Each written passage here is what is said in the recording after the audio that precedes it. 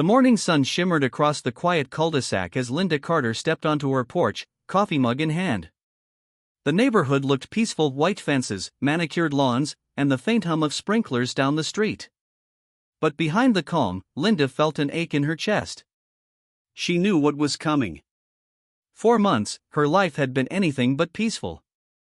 The Homeowners Association, led by the overbearing Rick Dalton, had turned what should have been her sanctuary into a battlefield of notices, warnings, and fines. It began small: a letter about the height of her backyard fence, then one about her flower beds being too colorful for community standards. Each time, Linda complied, repainting, replanting, and apologizing. She just wanted to fit in, to be left alone. But it was never enough. The final straw came when she hung a U.S. flag in front of her porch, a tribute to her late husband, Tom Carter, who had served in the Army. The flag fluttered proudly, but within days, a notice appeared in her mailbox: unauthorized flag placement. Must be removed within 72 hours or fines will be applied. Linda's hands trembled as she read the letter. That flag wasn't decoration, it was memory, honor, and love. She called Rick to explain, but his response chilled her. "Rules are rules, Mrs. Carter," he said, his tone smug and sharp. "We can't make exceptions for personal sentiment. It's about neighborhood aesthetics." That night, Linda sat by the flag, the porch light casting long shadows across her yard. She whispered to the wind, as if her husband could still hear her. "I'm trying, Tom. I really am."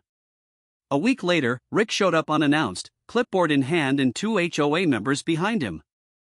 "Mrs. Carter," he said curtly, "we've noticed some ongoing violations. The paint on your trim doesn't match regulation white, and your trash bins." Linda tried to respond, but his condescension cut her off. Then, with a smirk, he added, "Maybe your soldier boy can come fix your weeds too." That comment stung deeper than any fine.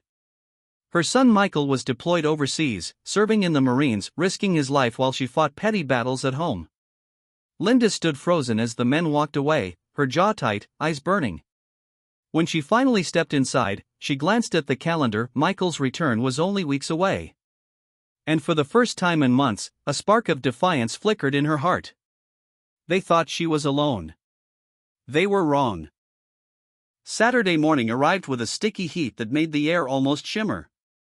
Linda Carter wiped sweat from her brow as she watered her front garden, the scent of fresh soil and blooming marigolds mingling with the faint aroma of her morning coffee. Normally, this would have been a peaceful routine, a small pocket of calm in her busy life. But today, she felt it in her gut: trouble was coming. The rumble of tires on the graveled driveway made her look up. Her heart sank. A sleek black SUV and 2 sedans pulled up in front of her house, doors opening in synchronized precision. Out stepped Rick Dalton, the HOA president, clipboard in hand, flanked by 2 board members whose expressions radiated smug authority. They had arrived prepared, armed with demands, fines, and that same sense of entitlement that had plagued her for months. "Mrs. Carter," Rick began, voice dripping with condescension, "we're here to inspect the property. Several violations have been noted: paint, landscaping, and, of course, the flag." Linda straightened, gripping her watering can like a shield. She had rehearsed her words for moments like this. "Everything is in compliance," she said steadily, though her voice trembled slightly. "The fence, the paint, the flag, it's all within regulations." Rick's smirk widened. "We'll see about that," he said. He stepped closer, his clipboard threatening like a sword. "We can fine you if necessary, or escalate to court proceedings. Compliance isn't optional." Linda opened her mouth to respond, her heart racing, when a silver truck's engine rumbled down the street. She froze. The truck stopped at her driveway, and the door opened slowly. Out stepped Michael Carter, her son, recently returned from deployment in the Marines. Dressed in uniform, he carried his duffel bag over one shoulder, his posture calm, controlled, and unyielding. Michael's eyes scanned the group of men in front of his mother, sizing them up in a silent evaluation. Without a word, he walked onto the porch, the gravel crunching beneath his boots, each step deliberate. "Is there a problem here?" His voice was calm, measured, and carried the weight of authority. Rick laughed nervously, attempting to maintain dominance. This is a matter of the HOA, young man. You're not involved. Michael's gaze didn't waver. This is my mother's home. That makes me involved. He stood tall, shoulder to shoulder with Linda, the very image of a soldier guarding what he loved. The tension thickened. The board members shifted uncomfortably, unsure of how to respond. Linda felt a surge of relief and pride flood her chest. For the first time in months, she didn't feel powerless. Michael's presence alone had changed the rules of engagement. Rick's carefully rehearsed threats seemed to falter under the steady authority of a Marine defending his family. The air on Linda's porch felt electric. Rick Dalton's clipboard wavered slightly in his hands as he faced the unyielding figure of Michael Carter. He had expected compliance, fear, maybe even tears, certainly not this. Michael's presence radiated control, a quiet, disciplined authority that made the petty threats of the HOA suddenly look foolish. "Let's be reasonable," Rick said, his voice forced calm. "We're simply enforcing neighborhood standards." "Your mother must." Michael cut him off with a single, measured glance. "Neighborhood standards," he asked softly, but every word carried weight.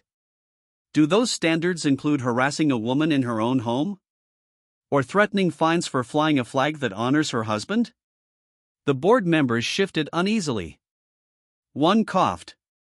Another glanced at Rick, clearly questioning his leadership for the first time. Linda clutched the railing behind her, her knuckles white. She had never seen Michael like this, calm but unwavering, a living wall of protection. Memories of his years in boot camp and deployments overseas flashed through her mind, each training drill, each mission, every disciplined step he had taken.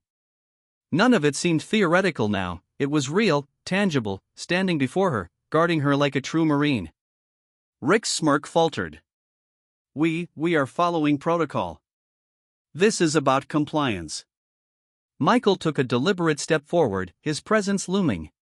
"Compliance doesn't give you the right to intimidate," he said, voice steady and unwavering. "My mother has followed the rules. Every single one. And this flag," he gestured toward the fluttering banner, "represents sacrifice, respect, and honor. Not your power trips." The words hit harder than any shouted threat. The HOA members exchanged uneasy glances. Rick, who had always relied on intimidation, felt the first real crack in his armor. He opened his mouth to respond, but Michael's calm intensity made him pause, stammer, and then retreat into silence. Linda felt tears prick her eyes, not of fear, but relief and pride. For the first time in months, she was no longer alone. The harassment that had shadowed her life, that had made her doubt herself daily, seemed to falter in the face of her son's quiet, unwavering authority. Michael continued, speaking with the precision of a soldier trained in diplomacy as well as combat. "You may think intimidation works. But it doesn't here. Not in this home, not against my family." His gaze swept the group, sharp and unflinching, before returning to Rick.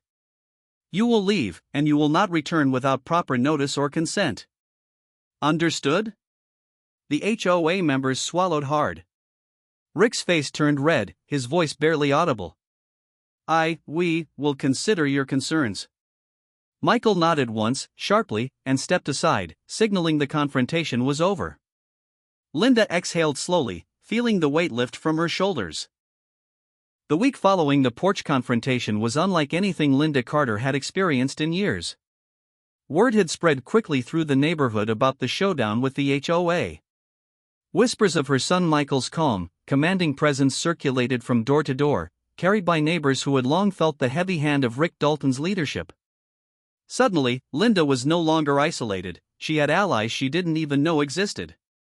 It started subtly. A neighbor left a basket of fresh flowers on her doorstep. Another waved from across the street, a small nod of solidarity. By midweek, a few neighbors had gathered quietly in her yard, asking questions, sharing their own stories of intimidation and harassment. Linda felt a rush of warmth and relief. A community she thought long fractured was beginning to rebuild itself around her courage. The next HOA meeting became a pivotal moment. Linda, accompanied by Michael, entered the room with quiet confidence. Rick Dalton was already there, clipboard in hand, attempting to exude control. But the air was different. Faces that once bowed to his authority now held steady gazes, questioning his every word. Michael spoke first, his voice calm but piercing. He recounted the harassment, citing specific instances where Rick had exceeded his authority. He referenced neighborhood bylaws, clearly laying out violations in Rick's actions, fines issued without proper notice, inspections conducted without quorum, threats veiled as regulations. The room was silent, hanging on every word. One by one, neighbors began to speak up, corroborating Linda's story. "I've had similar threats," a woman admitted. "Rick fined me for leaving a trash can out for 5 minutes." Another man added, "I was intimidated for installing a small garden fountain." Each voice chipped away at the illusion of Rick's power, revealing the pattern of bullying that had gone unchecked for years. Rick's confidence faltered. He sputtered, tried to regain control, but the tide had shifted.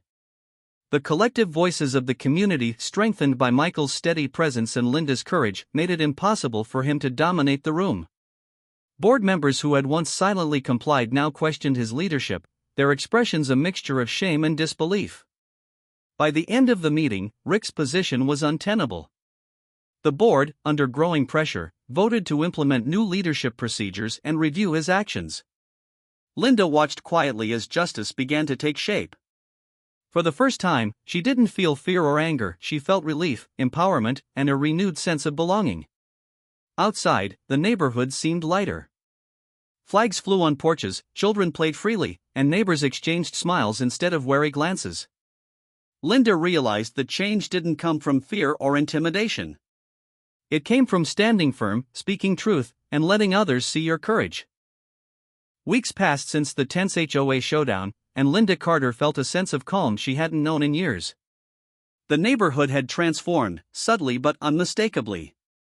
The oppressive weight of Rick Dalton's bullying had lifted, replaced by a sense of fairness and mutual respect.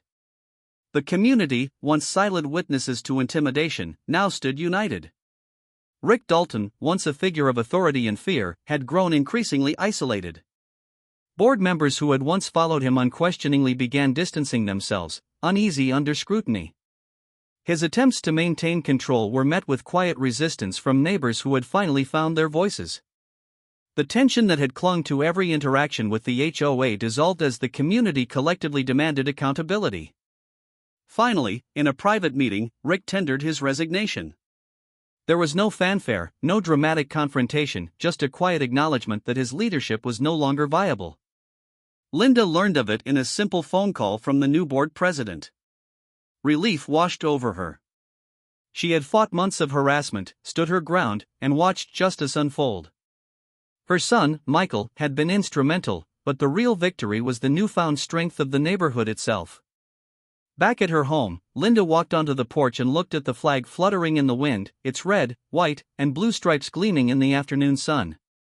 It was more than a piece of fabric, it was a symbol of resilience, of family, and of standing up for what was right. She smiled as Michael stepped beside her, still in uniform, though relaxed now, the tension of his return softened by victory. Neighbors came by, some just to wave, others to offer help with yard work or gardening. Children played freely, laughter filling spaces that had once felt tense and heavy. Linda felt a profound sense of connection, not just with the people around her, but with the life she had fought to protect. Michael stayed for the week, helping her repaint the trim, fix the garden fence, and restore the small touches that had once been criticized by the HOA. But beyond physical labor, he offered something stronger, a presence that reminded Linda and the community of courage, discipline, and unwavering protection.